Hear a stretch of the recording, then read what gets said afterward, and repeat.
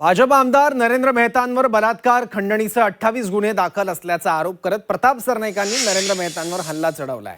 Zee 24 तासच्या to the point with Kamlesh Sutar या विशेष मुलाखतीत प्रताप सरनाईकांनी नरेंद्र मेहतांवर निशाणा साधला। मीरा भाईंदरमध्ये धमकावून मेहतांनी जमिनी बळकावल्याचा आरोपही सरनाईकांनी केला। पण मेहता सहयोगी पक्षाचे आमदार असल्यानं त्यांना सांभाळून घेतो असं म्हणत सरनाईकांनी मेहतांना डिवचल्याचंही पाहायला मिळालं।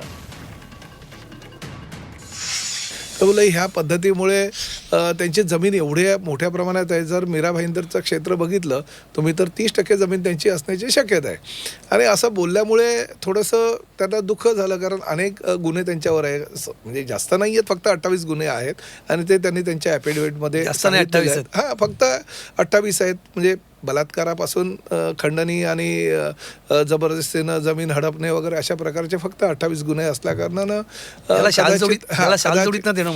कदाचित बलात्काराचे गुन्हे वगैरे सांगतात हां त्यामुळे कदाचित त्यांचं म्हणजे थोडंसं ते भडकले असतील। माझी भूमिका काय, मी कधी कधी स्पष्ट बोलतो आणि जे आहे ते खरं बोलतो आणि हे काय मी म्हणत नाही आहे, कारण त्यांच्या ॲफिडेव्हिटमध्येच त्यांनी तेवढं गुन्ह्याची कबुली दिलेली आहे।